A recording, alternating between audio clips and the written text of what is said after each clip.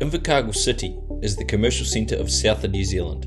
It provides a lot of services to surrounding towns, rural communities and the wider southern region, acting as a hub for industry, retail, health, education, transport, local government and central Otago. We work hard in Southland, providing products with great service to the nation and international markets. Our markets are changing, and over the past decade, our income streams have shifted significantly.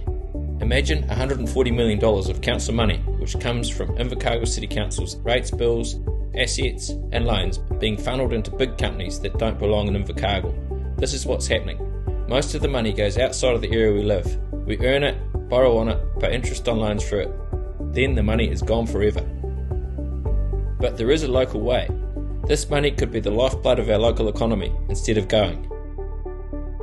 Large companies often prioritise profits over people, leaving our neighbourhoods struggling while their shareholders thrive.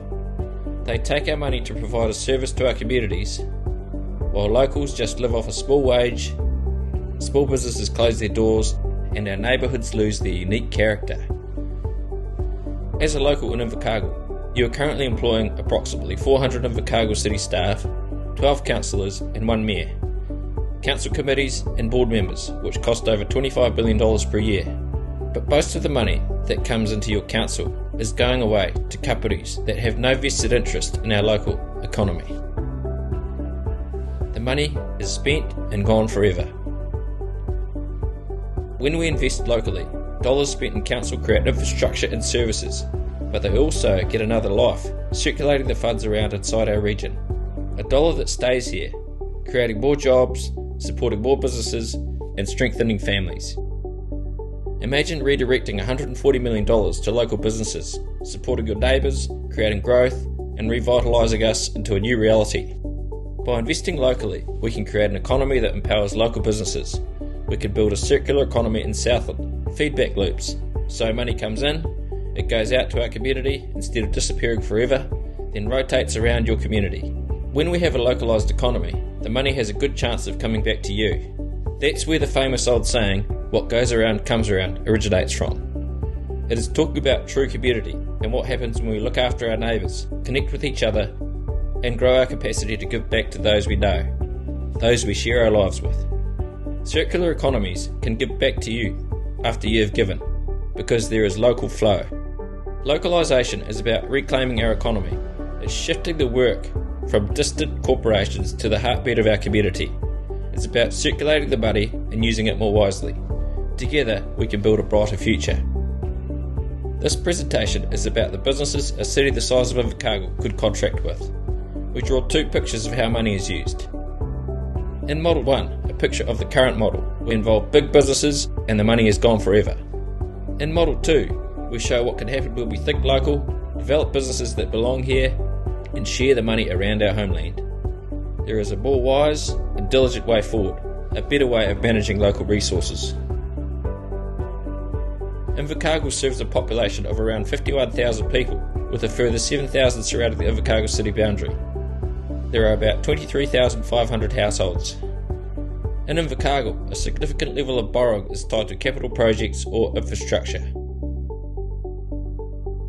Currently, we are sending rates incomes, local council asset incomes and council loan money outside of Southland. It goes in, we borrow it, we work hard, we pay our bills, and then the money is gone forever.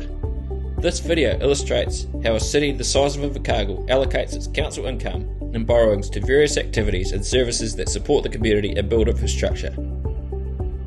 But Model 1 shows that we are not using our money wisely, because once the money is spent, it is not able to be circulated again. Invercargill City service expenditures include 1. Roads and transport, maintenance, upgrades and new infrastructure for roads, footpaths and transport. 2. Water and wastewater services, providing and maintaining water supply, sewage and stormwater systems. 3. Solid waste management, waste collection, recycling and landfill services.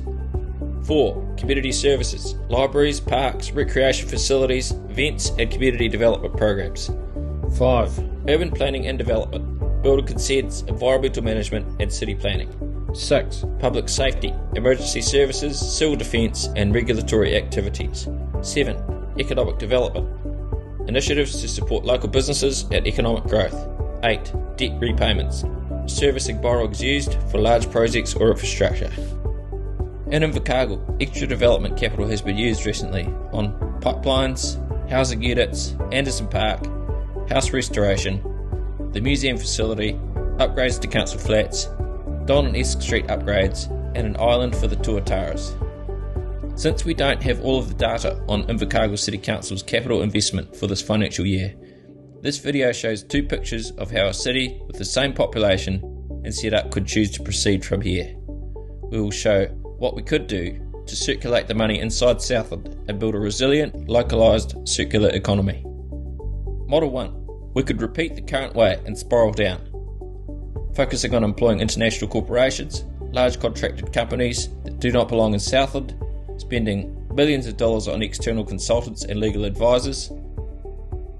Or we could go for Model 2, develop a localised and enterprising circular economy. In a localised economy, businesses develop to a new level where they can manage the small city. In Model 1, we show how big business is currently working in Southland. Big budgets going to a small amount of large, nationally or internationally owned companies. These companies have huge operations, large annual incomes, and big thinking. To map out the way forward for Invercargill, we have 2 options. We could either stay with the status quo and employ the large corporate model, sending the money out of the region forever, or develop a localised and enterprising economy. For example, we could be giving $30 billion to a waterworks company, $20 billion to a road company, or we could segment those same funds into 30 different companies, gaining $1.33 billion each. Example 2. We could employ an urban planning group for $6.5 billion, and we could also be paying $6 billion to a water consulting company.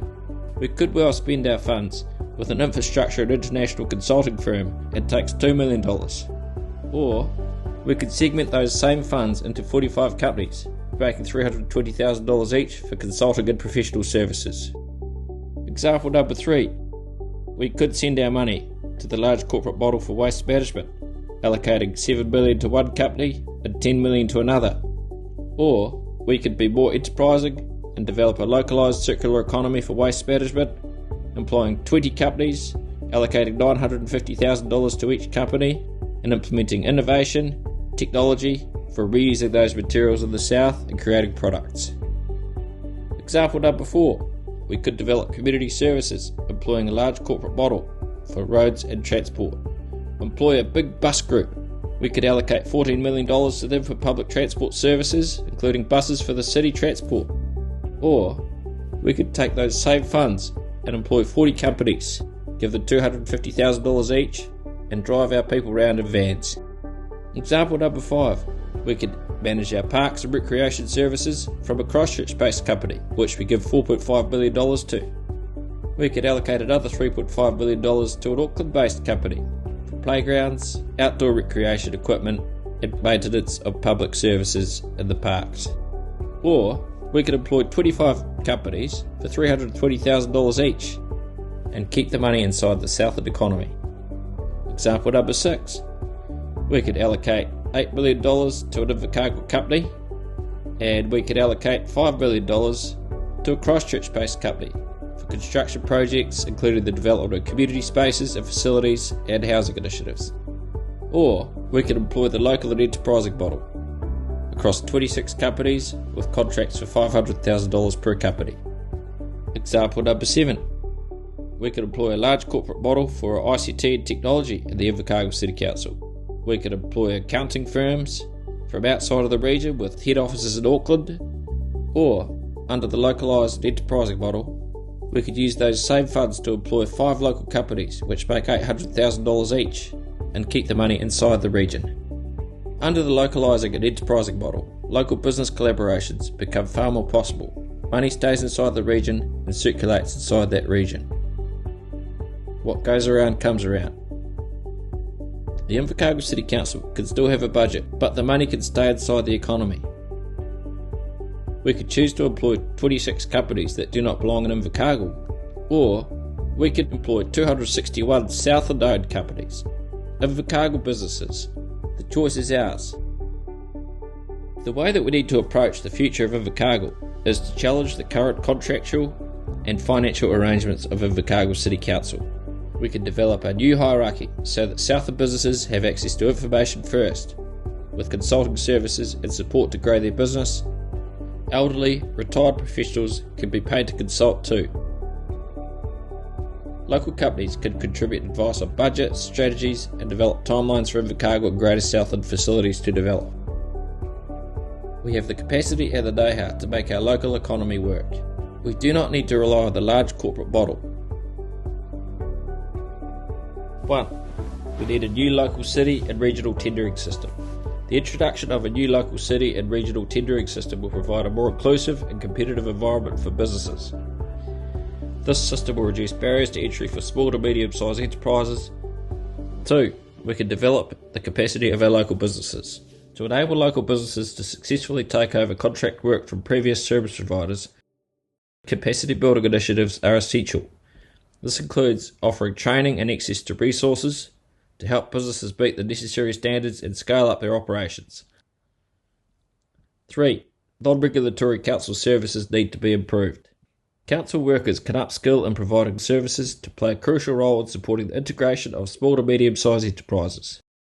By removing the red tape and providing educational services, advisory services and ongoing opportunities, the local government will empower small to medium-sized enterprises to navigate through the complexities of the law.